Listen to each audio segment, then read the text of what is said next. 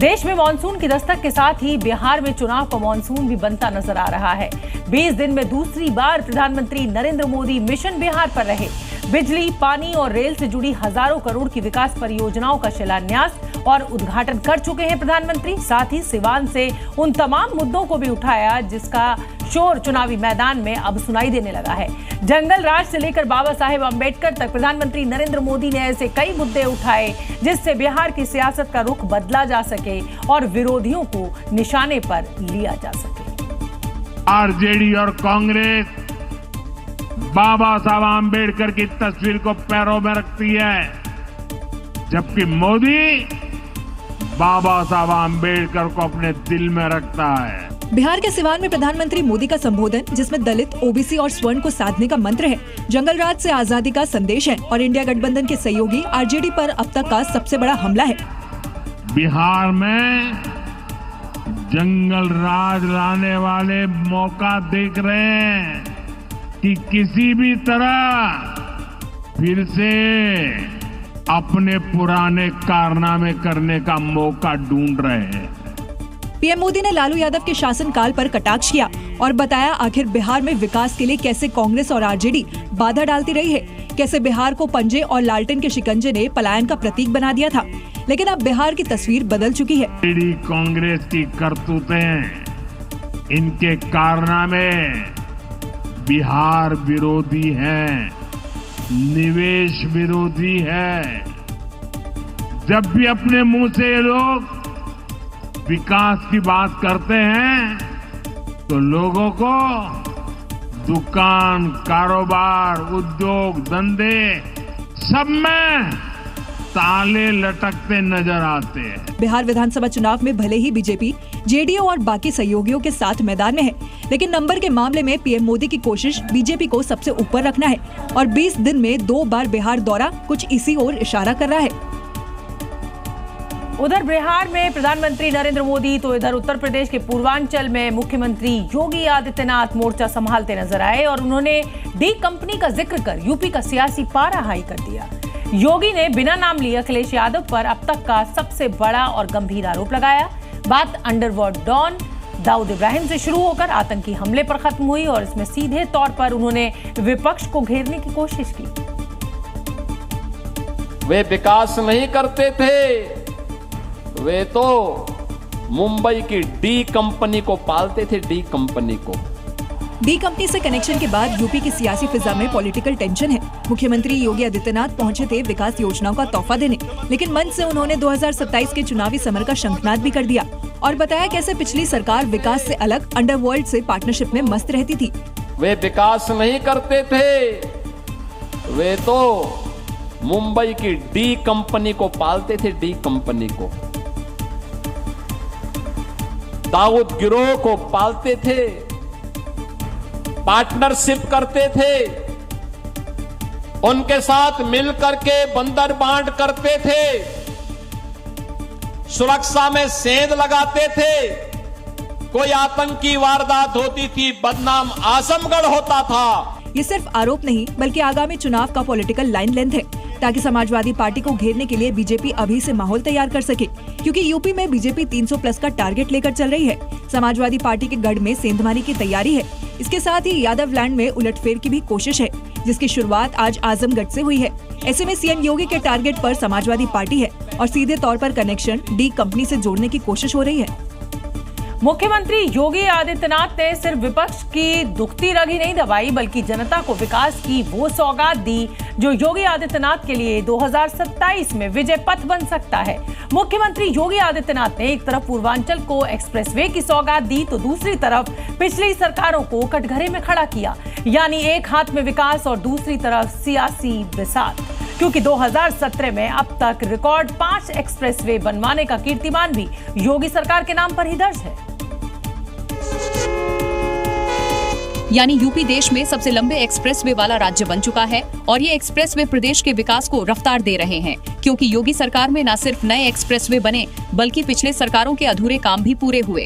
जब हम लोग 2017 में आए थे, हमारे पास 1.5 एक्सप्रेसवे थे, यमुना एक्सप्रेसवे और आगरा लखनऊ एक्सप्रेसवे का काम आधा हुआ था। आधे काम को तो हमने पूरा किया ही, पूर्वांचल एक्सप्रेसवे की यात्रा का साक्षी आप बन रहे हैं। सीएम योगी ने एक्सप्रेसवे पर फोटो खिंचवाई और काफिले के साथ इस एक्सप्रेसवे पर यात्रा की। सीएम योगी ने सड़कों के बहाने समाजवादी पार्टी पर भी जमकर निशाना साधा। 2017 के पहले पता ही नहीं लगता था गड्ढे में सड़क है कि सड़क में गड्ढा है, ये पता ही नहीं लगता था। इस एक्सप्रेसवे के साथ ही यूपी अब एक्सप्रेसवे प्रदेश बन गया है। गोरखपुर लिंक एक्सप्रेसवे सिर्फ एक सड़क नहीं बल्कि 2027 के चुनावी रास्ते का संकेत भी है। गोरखपुर से चल रही सड़क सिर्फ आजमगढ़ तक नहीं जा रही बल्कि 2027 का रास्ता भी तैयार कर रही है। असम के मंदिर में गोमांस फेंके जाने का विवाद अब बढ़ता ही जा रहा है। पहले मुख्यमंत्री हेमंत बिस्वा शर्मा ने शूट एट साइट के ऑर्डर्स दिए और इस बीच मुख्यमंत्री हेमंत बिस्वा शर्मा का अब विवादित बयान चिंगारी बनता नजर आ रहा है। हेमंत बिस्वा ने कहा है कि अगर कोई मंदिर पर गोमांस फेंके तो आप उस पर पोर्क फेंक दो, जिससे कि ये बराबरी पर आ जाए। इतना ही नहीं, उन्होंने कांग्रेस के आरोपों का भी कड़ा जवाब दिया। मुख्यमंत्री के बयान के बाद अब सियासी बवाल खड़ा हो गया है। हेमंता बिस्वा ने ये बयान हाल ही में सामने आए सांप्रदायिक तनाव के बाद दिया है। मुख्यमंत्री हेमंता ने पहले शूट एट साइट का आदेश दिया, जिस पर जमकर हंगामा हुआ। उसके बाद भी सीएम हेमंता बिस्वा शर्मा के तेवर बदले तो नहीं, तल्ख जरूर हो गए हैं। तो रिकमेंडेशन है যে কোনবাই যদি গরু মাংস থৈ আহে আপোনালোকে গাহৰি মাংস থৈ बराबर हो जाए। इतना ही नहीं, हेमंता ने कांग्रेस के उन आरोपों का भी जवाब दिया जिसमें उसने इस पूरे मामले में बीजेपी आरएसएस का हाथ बताया था। हेमंता ने कहा कि अगर हिंदू कहीं मांस फेंकेगा तो वो गोमांस कभी नहीं फेंकेगा। কথা যে এইটো হল রাহুল গান্ধীৰ মানসিকতা। যদি আমি কাটি মাংস থব লাগে আমি গাহৰি মাংস থম, আমি গৰুৰ মাংস কিয় থম? যদি হিন্দুৱে মাংস থবই লাগে আমি কাটি পেলাই গাহৰি মাংস থৈ আহিম, আমি গৰুৰ মাংস কিয় থম আপোনালোকে কওকচোন। গতিকে এইবিলাক হৈছে ৰাহুল গান্ধীৰ এটা পয়জনাছ ব্ৰেইনৰ পৰা ওলোৱা এইবিলাক কথা। पिछले हफ्ते असम के कई इलाकों में गाय के अवशेष मिलने की घटनाएं लगातार सामने आई हैं, जिसके बाद यहां जमकर हंगामा हुआ है और अब सीएम हेमंता के इस बयान पर कांग्रेस हमलावर है। दिल्ली और गुजरात में अवैध बांग्लादेशी घुसपैठियों के खिलाफ एक बड़ा ऑपरेशन जारी है। सुरक्षा एजेंसियां सतर्क हैं और लगातार छापेमारी भी कर रही हैं। यहाँ वसंत कुंज साउथ थाने की टीम ने 17 अवैध बांग्लादेशी नागरिकों को हिरासत में लिया है। दिल्ली पुलिस का कहना है कि ये लोग फर्जी दस्तावेज बनाकर नौकरी और रहने का इंतजाम कर रहे थे। ये सभी बिना किसी वैध दस्तावेज के राजधानी दिल्ली में रह रहे थे। वहीं गुजरात के सूरत में तो हालात और भी चौंकाने वाले हैं। यहाँ पुलिस और इंटेलिजेंस यूनिट की संयुक्त छापेमारी में कुल 119 अवैध बांग्लादेशी नागरिकों को गिरफ्तार किया गया है। जांच में खुलासा हुआ है कि कुछ लोगों के पास फर्जी आधार कार्ड और पैन कार्ड भी थे।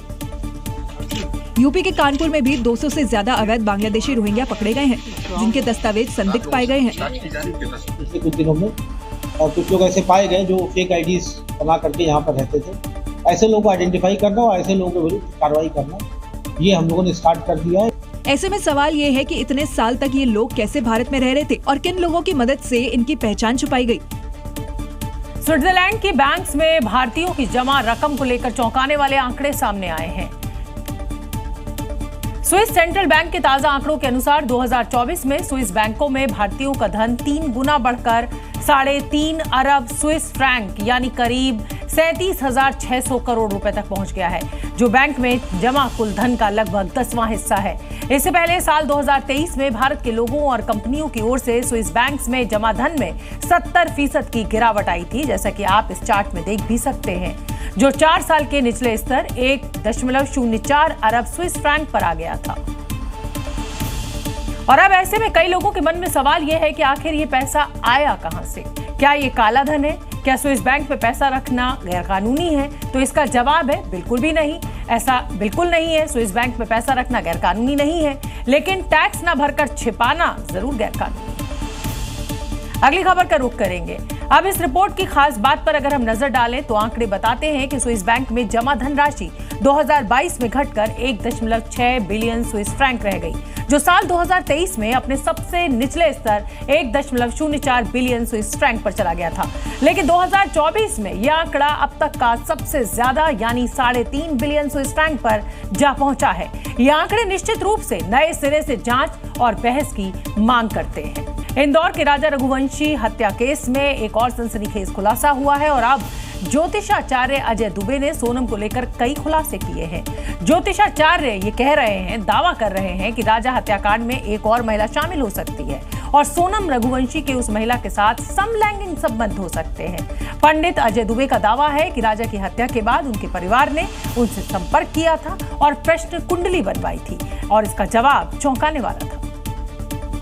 क्योंकि जब राजा और सोनम गायब हो गए थे तो राजा के परिवार वालों ने प्रश्न कुंडली बनवाई थी। इस प्रश्न कुंडली के हिसाब से राजा के परिवार वालों ने कई सवाल किए थे। ज्योतिषाचार्य के मुताबिक राजा के परिवार ने पहला सवाल पूछा था, अगर राजा की हत्या हो गई तो सोनम कहाँ है? पंडित अजय दुबे ने कहा, जिंदा है, सुरक्षित है। दूसरा सवाल, जिंदा है तो कहाँ है? पंडित का जवाब, उत्तर की दिशा में है। तीसरा सवाल, हत्या में कौन शामिल है? पंडित का जवाब, 3 से 4 लोग और महिला। चौथा सवाल, वो महिला कौन है? पंडित का जवाब, आपकी बहू सोनम। इसके अलावा पंडित अजय दुबे ने इस मर्डर केस और सोनम को लेकर कई खुलासे किए। पंडित अजय दुबे का दावा है कि मर्डर मिस्ट्री में एक और महिला शामिल। हत्या में शामिल दूसरी महिला का जल्द खुलासा होगा। दूसरी महिला सोनम की सहेली भी हो सकती है। सोनम की सहेली से समलैंगिक संबंध हो सकते हैं।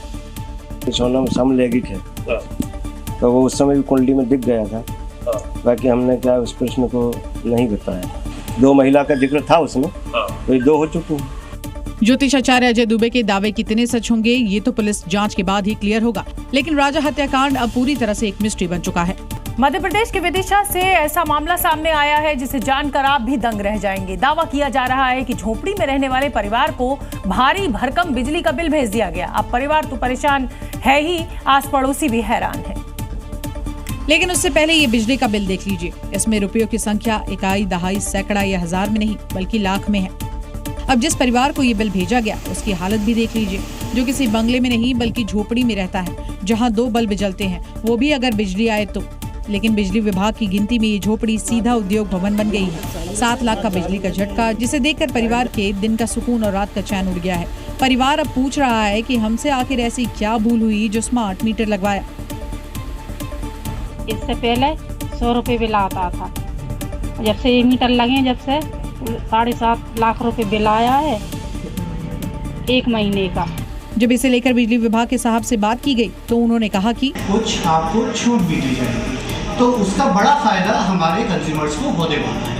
तो इसका फायदा हम सभी लोग उठाएंगे, ये सारी भ्रांतियां हम दूर करेंगे। कहते हैं एमपी अजब है, लेकिन यहाँ बिजली विभाग इतना गजब है। फिलहाल महिला राहत की उम्मीद कर रही है और विभाग जांच की। दिल्ली से भोपाल जा रही वंदे भारत एक्सप्रेस ट्रेन में एक चौंकाने वाली घटना सामने आई है और इसमें महज विंडो सीट के लिए एक पक्ष ने दूसरे पक्ष के शख्स की जमकर पिटाई कर दी। हैरानी की बात यह है कि मारपीट की इस घटना में एक एमएलए का नाम भी सामने आ रहा है, जिन्होंने सिर्फ इसलिए अपने समर्थकों से एक यात्री की पिटाई करवा दी क्योंकि पीड़ित शख्स ने अपनी विंडो वाली सीट विधायक जी को देने से साफ इनकार कर दिया था। दरअसल विधायक जी अपनी सीट की अदला बदली करना चाह रहे थे, लेकिन यात्री का मना करना उन्हें नागवार गुजरा। आरोप है कि उनके उकसाने पर ही उनके समर्थकों ने यात्री की पिटाई कर दी। ये विधायक कोई और नहीं बल्कि झांसी के बबीना सीट से विधायक राजीव सिंह पारीछा है। पीड़ित अपने परिवार के साथ दिल्ली से भोपाल की यात्रा पर था। ट्रेन में जो मारपीट हुई है उसके सीसीटीवी फुटेज प्राप्त किए जा रहे हैं। प्राप्त करने के बाद जो वैधानिक कार्रवाई होगी। शायद पीड़ित शख्स शिकायत भी न करे क्योंकि मारपीट के दौरान उसे पता चल गया कि मारने वाले कौन है। सिर्फ सीट के लिए उसका ये हाल किया गया तो वो शिकायत करेगा तो उसके साथ क्या क्या हो सकता है। तो ये जो बीजेपी के विधायक साहब थे, ये एक हाईफाई ट्रेन वंदे भारत में सफर कर रहे थे और एक यात्री को इन्होंने अपनी ताकत की गर्मी दिखाई और सिर्फ इसलिए पीट दिया क्योंकि वो खिड़की की सीट इन्हें नहीं दे रहा था। गजब है। समय की बड़ी खबर आपको बता दें, ईरान का इजराइल के 4 शहरों पर बड़ा हमला हुआ है। ईरान के हमले में 17 लोग घायल हुए हैं, कई गंभीर हैं। तेल अवीव और हाइफा में ईरान ने ये बड़ा हमला बोला है। जेरूसलम और बरशीबा में भी अटैक हुआ है। चारों शहरों पर एक साथ ईरान ने ये बड़ा हमला बोला है। ये आप तस्वीरें देखकर अंदाजा लगा सकते हैं कितना भीषण है ये हमला। ये धुएं का उठता हुआ गुबार, ये धमाके की आवाज, और दोनों ही देश एक दूसरे के ऊपर ताबड़तोड़ हमले बोल रहे हैं। इसी कड़ी में ईरान ने इजराइल के 4 शहरों पर एक साथ हमला बोला है। 17 लोग इसमें घायल हुए हैं, कई लोग गंभीर रूप से घायल हैं।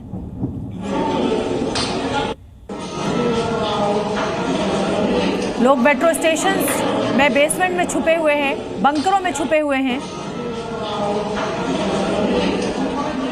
मिडिल ईस्ट अब जंग के धुएं में घिर चुका है। ईरान ने इजराइल पर सीधा पलटवार किया है और इजराइल के बेरशेबा शहर को निशाना बनाया है, जहां बैलिस्टिक मिसाइल्स दागी गई हैं और तबाही का मंजर ऐसा था कि पूरा का पूरा इलाका दहल उठा। माइक्रोसॉफ्ट के ऑफिस के पास ये बड़ा धमाका हुआ। चारों तरफ आग, मलबा और चीखें सुनाई दी। ईरान ने साफ कर दिया कि अब सिर्फ चेतावनी नहीं, सीधा वार होगा। और ये तस्वीरें बताने के लिए काफी हैं कैसे ईरान ने बेरशेबा को वार जोन बना दिया। बिल्डिंग के बाहर भीषण आग धधक रही है और उससे निकलता काला धुआं उसकी पूरी कहानी को बताने के लिए काफी है। जहां कभी ऑफिस चलते थे वहां अब सिर्फ राख उड़ रही है। जहां कभी टेक्नोलॉजी बनती थी वहां अब मलबे के ढेर बिखरे हैं। ईरान ने बैलिस्टिक मिसाइल दागी और निशाना बना टेक्नोलॉजी हब माइक्रोसॉफ्ट ऑफिस के पास का इलाका, जहां धमाके की आवाज कई किलोमीटर दूर तक सुनाई दी। इजराइल के डिफेंस सिस्टम ने कुछ मिसाइलें रोकी, लेकिन कुछ मिसाइल ने अपने टारगेट को आर पार कर दिया। हमले में कुछ लोग घायल भी हुए हैं, जिन्हें सूचना पर पहुंची टीम ने एम्बुलेंस के जरिए अस्पताल में भर्ती कराया। मिडिल ईस्ट अब एक बार फिर बारूद के ढेर पर खड़ा है और इस बार वार सिर्फ सीमा पर नहीं, शहरों की सड़कों, कंपनियों के बाहर और इंसानी जिंदगी के बीच हो रहा है। ईरान का इरादा साफ और सख्त है कि वो अब चुप नहीं बैठेगा। ऐसे में इजराइल इसका कैसे जवाब देगा, ये दुनिया देख रही है, जिससे दहशत बढ़ रही है। और इस समय की एक और बड़ी खबर आपको बता दें। अभी हमने आपको बताया कि ईरान ने इजराइल के 4 बड़े शहरों पर हमला किया है। हाइफा की अगर मैं बात करूं तो यहां पर 17 लोग घायल हुए हैं। ईरान के बैलिस्टिक मिसाइल हमले में 17 लोग हाइफा शहर में घायल हुए हैं। ये धमाके की आवाज आप सुन सकते हैं, किस तरीके का धुएं का गुबार उठ रहा है ये आप देख सकते हैं। किसी ने अपने फोन के कैमरे से इस धमाके को, इस अटैक को रिकॉर्ड किया है। ये देखिए, ये तबाही का मंजर इस समय आपकी टीवी स्क्रीन पर है। מטורף, לא יודע, מבחינתי מטורף, לא יודע. איזה גודל. אחי, זה המנוע, לא יודע, יש פה ריח גם. और इसके बाद अब तेहरान भी सुरक्षित नहीं है, क्योंकि इजराइल ने अंगारे बरसाना शुरू कर दिया है। ईरान ने जो चिंगारी छेड़ी थी अब वो उसी की चपेट में है। इजराइल ने हमला नहीं किया बल्कि हिसाब चुकाया है, वो भी खुले आसमान में, जिससे ईरान को भी समझ आ जाए कि अब जंग सिर्फ जुबान से नहीं, फाइटर जेट्स के अटैक से भी लिखी जाएगी। ये कोई रॉकेट शो नहीं था, ये था इजराइल का पलटवार, जो सीधे तेहरान के दरवाजे तक पहुंचा। आसमान में आग के गोले, सायरन की आवाजें, लोगों की घबराहट और सब कुछ इस एक रात में झुलस गया। तेहरान के आसमान में इजरायली वायुसेना के फाइटर जेट्स ने लकीरें खींची और हर लकीर में छुपा था बदले का बारूद। तेहरान की रातों में अब सन्नाटा नहीं, सायरन बज रहे हैं और ये वो संगीत है जिसे इजराइल ने फाइटर जेट की स्पीड पर कंपोज किया है। ईरान के एयर डिफेंस सिस्टम ने इन्हें निशाना बनाने की कोशिश की, लेकिन उसे कामयाबी नहीं मिली। ईरान ने पलटवार करके इजराइल को और भड़का दिया और अब वही उसके घर के ऊपर मंडरा रही है, मिसाइलों के रूप में, जवाब की भाषा में। ईरान ने जो चिंगारी छेड़ी थी अब वही लपटे बनकर उसकी राजधानी के आसमान पर मंडरा रही है। इजराइल ने हमला नहीं किया, उसने हिसाब चुकाया है, वो भी दिन रात के फर्क के बिना, खुले आसमान में, सबके सामने। इसी बीच कुछ ऐसी भी खबरें सामने आती हैं जो कहीं ना कहीं सबको परेशान करती है। विवाह का उत्सव जो था उसको रोक दिया गया है हाइफा में। ईरान के हमले की वजह से ये उत्सव रोका गया है। ब्रिज के नीचे अब दंपत्ति और जो बाराती हैं वो छुपे हुए हैं। तो सोचिए, आम नागरिक जो है उनकी कोई गलती नहीं होती है, लेकिन इस युद्ध की चपेट में हर आदमी आता है। और देखिए, ये एक नवविवाहित जोड़ा जो है वो इस समय छिपा हुआ नजर आ रहा है, क्योंकि ईरान ने ताबड़तोड़ हमला बोल दिया है। ये हाइफा से तस्वीरें मिली हैं और शादी की तारीख बहुत महीनों पहले तय हो जाती है और अचानक ये युद्ध शुरू हो गया ईरान और इजराइल के बीच। आज 8वां दिन है और ऐसे में ये विवाह उत्सव हाइफा में, ईरान का ताजा हमला और उसके बाद ये स्थिति आप ये तस्वीर देखी है। ईरान और इजराइल के बीच जंग बेहद खतरनाक मोड़ पर पहुंच चुकी है। जो इजराइल कल तक ईरान की ईंट से ईंट बजा देने और खामनेई को मिट्टी में मिलाने का दावा कर रहा था, आज उसे भरोसा नहीं हो रहा कि ईरान उस पर इतना घातक हमला कर सकता है कि वो उसे गाजा की याद दिला देगा। बीते कल इजराइल और ईरान एक दूसरे पर पूरी रात मिसाइल और बम दागते रहे। रात भर दोनों देशों के आसमान रह रहकर धमाकों के बाद चमक उठे और नीचे रह रहकर एयर सायरन बजते रहे। इजरायली वायुसेना ने पूर्वी तेहरान पर हमले किए। ईरान ने हाइफा समेत इजरायली शहरों को निशाना बनाया। ईरान के साल्वो मिसाइलों ने हाइफा में भयानक तबाही मचाई है। सुबह हुई तो पता चला ईरानी हमले में हाइफा बुरी तरह से तबाह हुआ। दर्जनों बिल्डिंग जमींदोज हो गई है। ईरान लगातार साल्वो मिसाइल का इस्तेमाल कर रहा है, जिसमें एक साथ कई तरह की मिसाइलें अलग अलग दिशा और अलग अलग ऊंचाई से दागी जाती है। नतीजा ये होता है कि आयरन डोम जैसा डिफेंस सिस्टम भी ओवरलोड हो जाता है और सभी मिसाइलों को इंटरसेप्ट नहीं कर पाता। ये टेक्निक ईरान के लिए बेहद कारगर साबित हो रही है और इजराइल को तबाह कर रही है। इजराइल कई रास्ते अपना रहा है ईरान को तबाह करने के। इजरायली एयरफोर्स के फाइटर्स की आवाज से ईरान का आसमान थर्रा रहा है तो मिसाइलें जमीन को दहला रही हैं। बीच बीच में ड्रोन और एआई के जरिए भी धमाका करने से इजराइल पीछे नहीं है। यही नहीं, दावा तो ये भी है कि ईरान में छुपे हुए इजरायली जासूस भी यहाँ वहाँ धमाके कर ईरान को दहलाने में जुटे हुए हैं।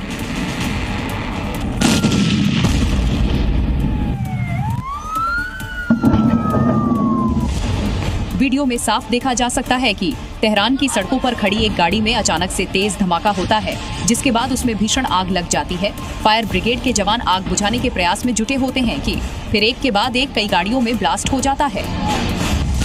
एक के बाद एक हो रहे धमाकों के डर से आग बुझाने वाला शख्स वहां से दौड़कर भागता दिखता है। मौके पर अफरा तफरी मच जाती है।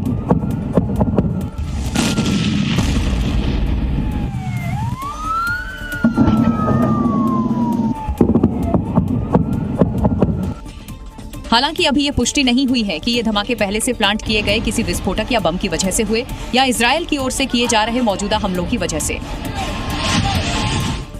जासूसी की दुनिया में इजराइल की खुफिया एजेंसी मोसाद ने अलग ही पैरामीटर सेट कर रखा है। मोसाद के एजेंट्स इतने स्किल्ड माने जाते हैं कि वो दुश्मन को भनक तक नहीं लगने देते हैं और उसे तबाह कर देते हैं, या ये कहिए कि उसकी नाक के नीचे से जानकारियां उड़ा लेते हैं। मोसाद की एक ऐसी ही एजेंट कैथरीन पेरेज शेकेड को वो मौका मिला करीब 2 साल बाद।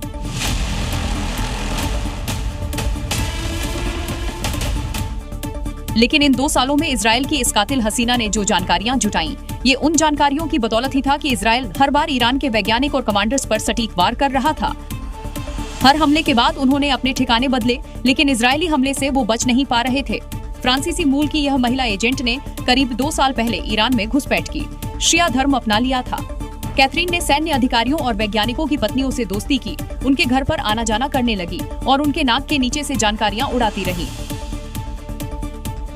कैथरीन ने अपनी खूबसूरती और मासूमियत की बदौलत वो कर दिखाया जो अब ईरान की सुरक्षा एजेंसियों की नींद उड़ा रहा है। ये हसीना ईरान का चैन चुराकर गायब है, लेकिन कहाँ, वो तो ये तो सिर्फ कैथरीन ही जानती होगी, लेकिन उसके इस कारनामे ने दुनिया भर में हलचल मचा दी है और ईरान कैथरीन समेत मोसाद के दूसरे एजेंट्स की तलाश में जी जान से जुटा हुआ है।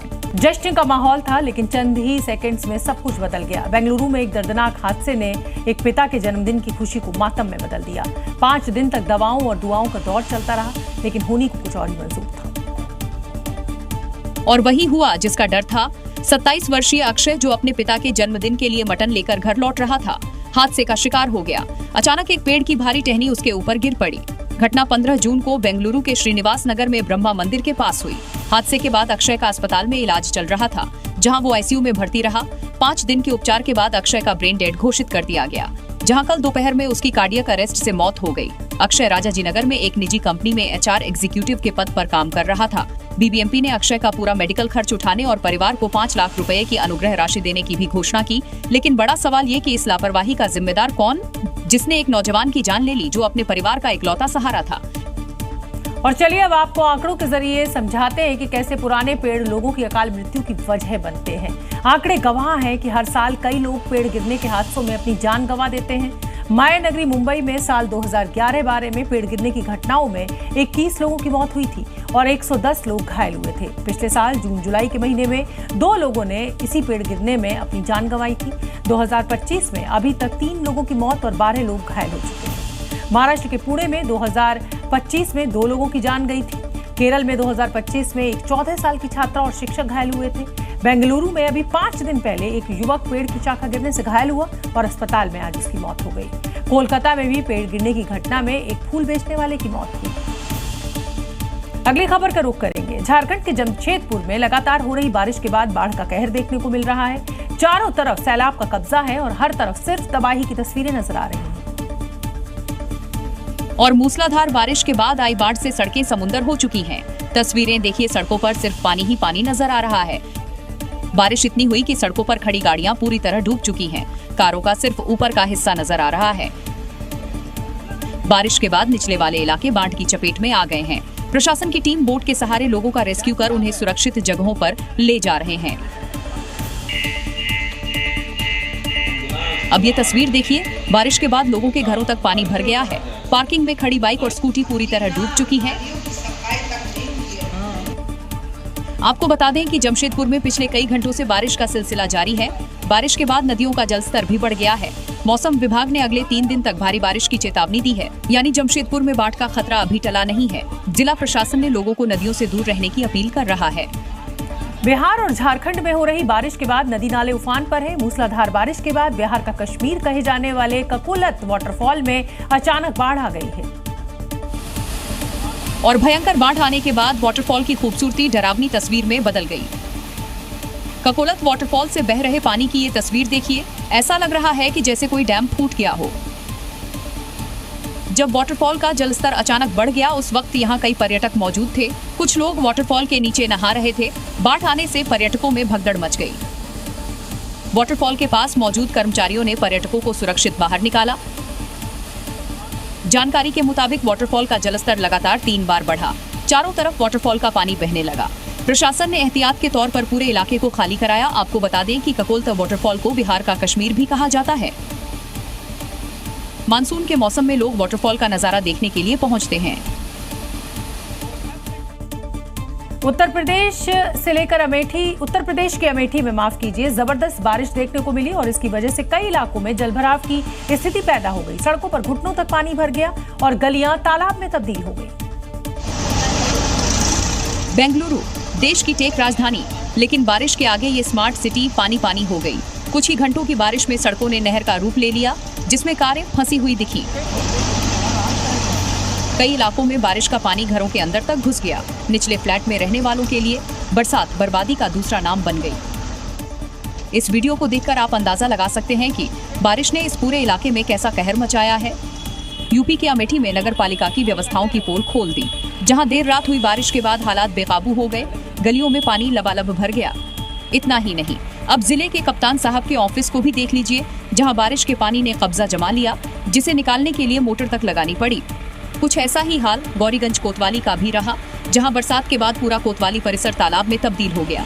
बेंगलुरु हो या फिर अमेठी, तस्वीरों ने फिर बता दिया, बारिश से डर नहीं लगता, इंतजामों से लगता है। सोशल मीडिया पर कुदरत के कहर की चौंकाने वाली तस्वीरें सामने आई हैं, जहां सड़क पर पानी के बहाव में एक शख्स की बाइक बह गई। नजारा ऐसा कि मानो बाइक का विसर्जन हो गया और सड़क पर भरे पानी में अचानक पूरी मोटरसाइकिल समा गई। इस शख्स को पानी में हाथ डालकर अपनी बाइक को तलाशना पड़ा। मदद के लिए एक और शख्स आगे आया। 2 से 3 बार कोशिश करने पर बाइक का हैंडल हाथ में आया और दोनों ने मिलकर पानी में समा चुके दोपहिया वाहन को मशक्कत कर किनारे लगाया। सड़क पर घुटनों तक पानी भरा है। लोग बैरिकेडिंग के सहारे खड़े हैं। तभी अचानक हरियाणा रोडवेज की बस निकली और पानी का बहाव तेज हो गया, जिससे बाइक सवार के हाथ से बाइक छूट गई और पानी में बहने लगी। पानी में डूब रही बाइक को उठाने के लिए शख्स ने कदम बढ़ाने शुरू किए और 7 से 8 कदम आगे बढ़ाने पर वो अपनी बाइक तक पहुंचा। ये तस्वीरें किस शहर की हैं, ये साफ नहीं, लेकिन वायरल हो रहे वीडियो पर लोगों का कहना है कि ये बाइक नहीं डूबी, ये नालायक सिस्टम डूबा है। अब सवाल ये है कि कब तक आम जनता इसी तरह जोखिम उठाकर सड़कों पर चलेगी? क्या हमें हर मानसून में यह जल समाधि देखनी होगी या सिस्टम अब जागेगा? जयपुर से जशपुर तक मौसम का कहर देखने को मिल रहा है। सड़कों पर अब ट्रैफिक नहीं, सैलाब बह रहा है और जिन रास्तों से लोग गुजरते थे अब वहां पानी बहता दिख रहा है। ये जून का वो हमला है जो शहरों को डुबो रहा है, जिसकी बानगी इन तस्वीरों से ही समझी जा सकती है। यह है राजस्थान की राजधानी जयपुर, जहां जून की बारिश ने सड़क को नदी और ट्रैफिक को तैरती नावों में बदल दिया। चौराहे डूबे हुए हैं। बरसात इतनी तेज हुई कि घंटों में शहर पानी में गुम हो गया। कॉलोनियों से लेकर बाजार तक हर कोना जलमग्न हो गया। जयपुर की सड़कों पर अब कोई दिशा नहीं। हर गली, हर चौराहा अब बरसाती दरिया बन चुका है। बारिश की बौछारें ऐसी पड़ी कि सड़कें दिखना बंद हो गईं। छत्तीसगढ़ का जशपुर, जहां बारिश का पानी रास्ते को बहाकर ले गया। यहाँ नदियां उफान पर हैं। महुआडीह से मरोल पहुंच मार्ग पुल टूटने से आवागमन भी बाधित हो गया है। पानी का बहाव इतना तेज था कि सड़क की मिट्टी तक धंस गई। मध्य प्रदेश के मुरैना में बारिश के बाद सरकारी अस्पताल में पानी भर गया। जैसा आप इस वीडियो में देख सकते हैं, चारों तरफ बस पानी ही पानी है। बेड के नीचे, स्ट्रेचर के पास और वार्ड के हर कोने में बरसात के पानी का कब्जा है। Zee News।